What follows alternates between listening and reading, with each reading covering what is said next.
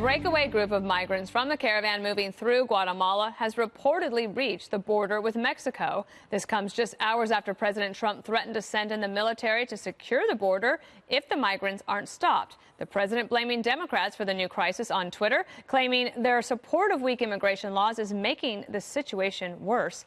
Meanwhile, Nancy Pelosi is putting her foot down, saying her party isn't planning on working with President Trump.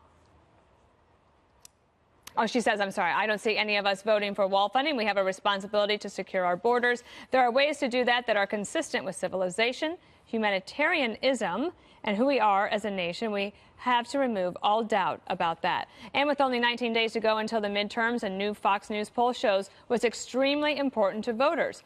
46% say it's immigration. I just want to show this other poll, the Fox News poll with vote preference among those saying that border security is extremely important. The Republican candidate at 58%, the Democratic candidate at 35%. And with this new caravan, Jesse, moving its way north 19 days before the election, not good timing for Democrats. No, I mean, it really, visually, it has a big impact on voters when they see this. It's not a theoretical problem. And it's just not this one caravan we're talking about. I mean, in terms of size, caravans like this are coming across the border all day, every day, and there's really not a lot we can do about it because a lot of these loopholes are baked into our immigration and asylum system. I mean, it used to be adult male Mexicans crossing the border, and now it's mostly families and teenagers from Guatemala and from Honduras, and we can't turn them back. The Mexicans you could. The Mexicans you could, but you have to bring in and take, when you apprehend them, into the rest of the country, and they're all claiming credible fear. Now, credible fear, that excuse has spiked over the last couple of years, yet when they use it, the economy in Honduras is going up, yet crime in Honduras is going down. So it makes me believe that these people are being coached. And you're hearing things like NGOs sending activists and lawyers down to Central American countries, and they're helping them with the caravan. They're coaching them what to say when they get to the border. And it's interesting, where do they get the cameras from?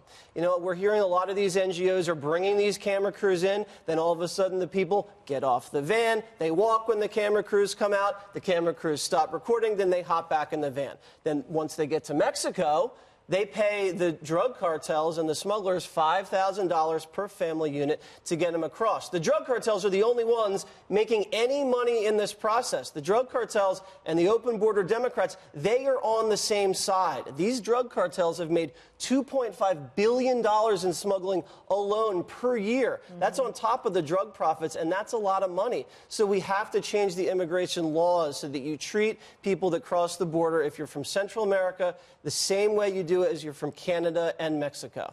And Kennedy, the other thing is, in these caravans, what the Department of Homeland Security is reporting, that the number of sexual assaults happening along this route, and not just in the caravan, as Jesse was saying, about 1,600 migrants try to cross the border a day. They're finding repeated incidents of sexual assault for children even. I mean, this is happening across the board. Yeah, that's horrible. I mean, we saw some of that, unfortunately, in the shelters in the aftermath of Hurricane Florence. And it's, you know, an unfortunate aspect of human nature. And, you know, we have to find a way to let really good people into the country and keep really bad people like that out of the country. The government hasn't sufficiently done that. And I think part of this rests on Congress because we've got a very confusing immigration system. And Democrats and Republicans, I'm convinced this is the one issue where they will never work together. But it's interesting because they have a president who actually, even though he's a hardliner rhetorically on immigration, I think there's a lot that he would give to Democrats in order to come up with a compromise. And I don't think you would see that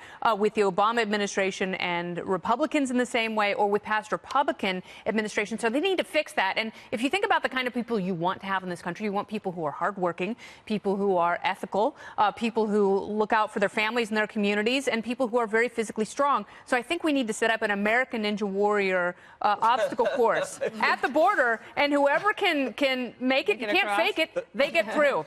The other thing is it's fair and the United States is trying to help those countries with aid, also helping in their criminal justice system. Crime actually going down in Honduras and Guatemala, and yet the caravan still comes. Well, I think it's economic problems that lead families to decide that their best prospect is to come toward the United States. And as we know, their economies have been suffering. So I think that's the principal reason.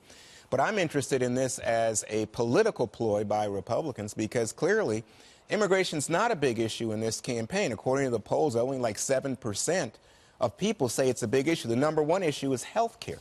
And, you know, but beyond according that... to the poll that Dana just showed, it was number 4 on the list. No, that's among extreme people who are extremely Everyone's concerned. extreme, though. Okay. So it's not... The big issue is health care.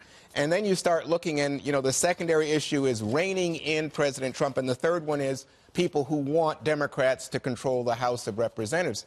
Those are the big issues. But what about this issue in particular, though? Because we have time to talk about those other issues today. But what about Nancy Pelosi saying that they won't work with President Trump? It's really, to me, is not a right-left issue. This is the fact that you have a humanitarian crisis with children being sent to the hospital as they have to stop at these way stations. They're dehydrated. Some have been victims of sexual assault. If they get here, well, it's not true.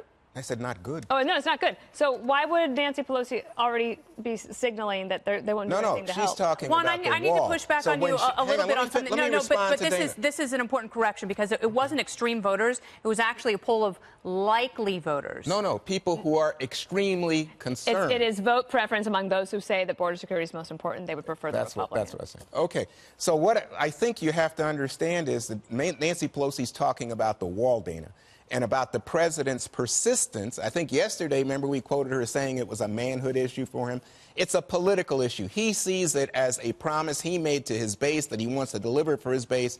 But if you go back in time, remember going back to President Bush, going back to President Obama, you had Republicans and Democrats working on the immigration issue, working on border security.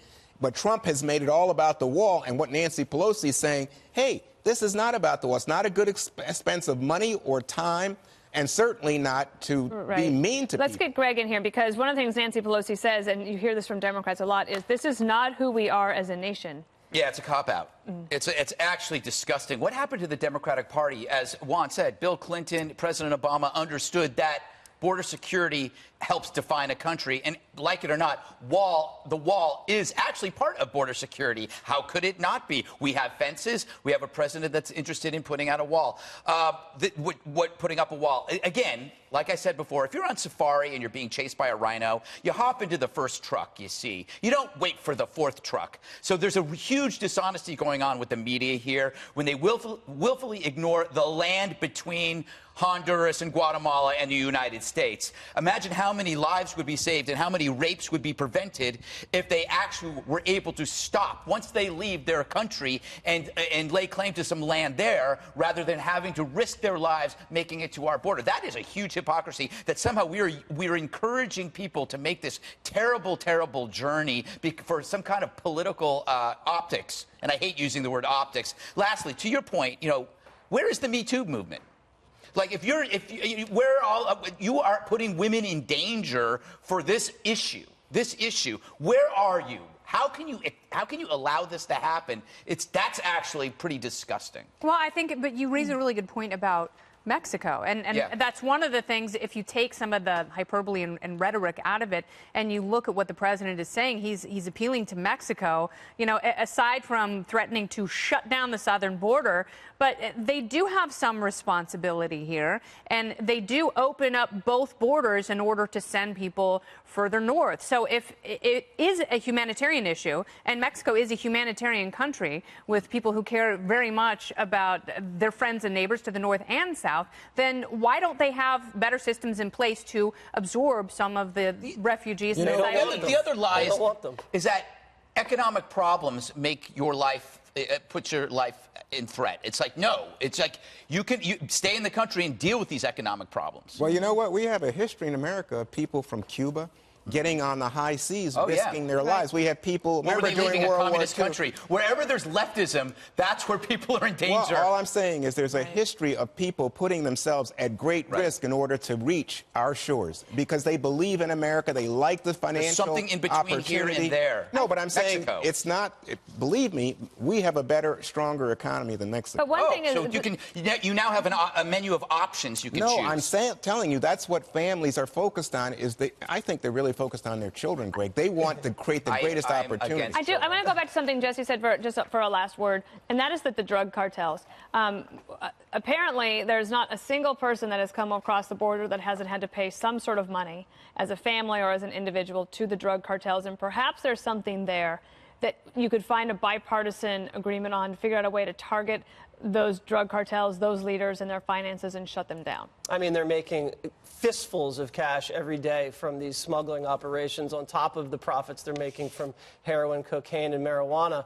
And the Democrats have to understand the position they're in by having open borders policies only empowers the drug cartels. It empowers no one else, only the drug cartels. And I'm happy that Juan would admit that the Trump economy is so strong, people are risking their lives to come to America to get a piece of the pie. I said the American economy. Oh, okay. All right. And by the way, I don't understand what you just said. You know, I don't get it. You know, you act as if there's nothing here that would attract people. I think a wall would prevent the drug cartels from profiting so immensely from smuggling. All right.